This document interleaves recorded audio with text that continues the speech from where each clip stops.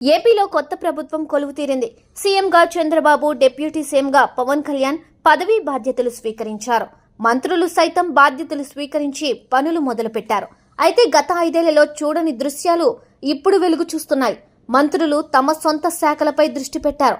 తమ శాఖలో ప్రగతి, లోపాలపై స్వేచ్ఛగా మాట్లాడుతున్నారు. ఏపీలో మారిన ఈ పరిస్థితి చూసి విశ్లేషకులు సైతం ఆశ్చర్యపోతున్నారు.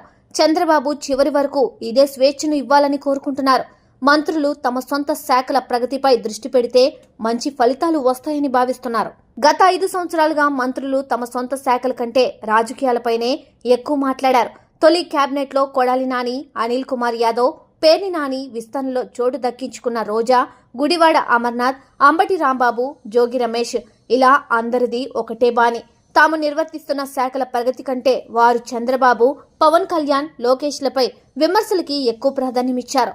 తమ వద్ద ఒక శాఖ ఉందని దాని ప్రగతి గురించి మాట్లాడతామని ఒక్కరంటే ఒక్కరు అనుకోలేదు. అసలు జగన్ స్వేచ్ఛ ఇచ్చారో, స్వేచ్ఛ ఇచ్చిన వీరు వినియోగించుకోలేదో అన్నది తెలియడం లేదు. అయితే వారు తమ శాఖల కంటే రాజకీయాలకు ఎక్కువ ప్రాధాన్యం ఇవ్వడం వల్లే ఎన్నికల్లో మూల్యం చెల్లించుకోవాల్సి వచ్చింది.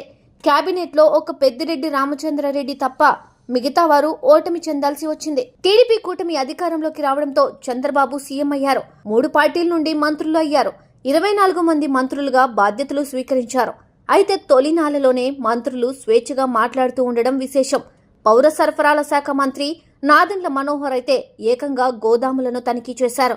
ఆహార పదార్థాల నాణ్యతను పరిశీలించారు. వైద్య ఆరోగ్య శాఖ మంత్రి సత్యకుమార్ యాదవ్ అయితే ఆసుపత్రులను తనిఖీ చేశారు. ప్రభుత్వ వైద్యం, మౌలిక వసతుల గురించి ఆరా తీశారు.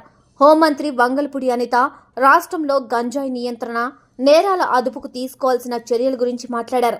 ఉక్కుపాదం మోపుతామని హెచ్చరించారు. అయితే మంత్రులు రాజకీయాలు తక్కువ మాట్లాడి శాఖల ప్రగతి గురించి ఎక్కువ మాట్లాడితే ఈ రాష్ట్రానికి ప్రయోజనం. రాష్ట్ర ముఖ్యమంత్రిగా తమ శాఖల గురించి బాహాటంగా మాట్లాడే స్వేచ్ఛ ఇవ్వాల్సిన అవసరం చంద్రబాబుపై ఉంది. అప్పుడే ప్రజాస్వామ్యం.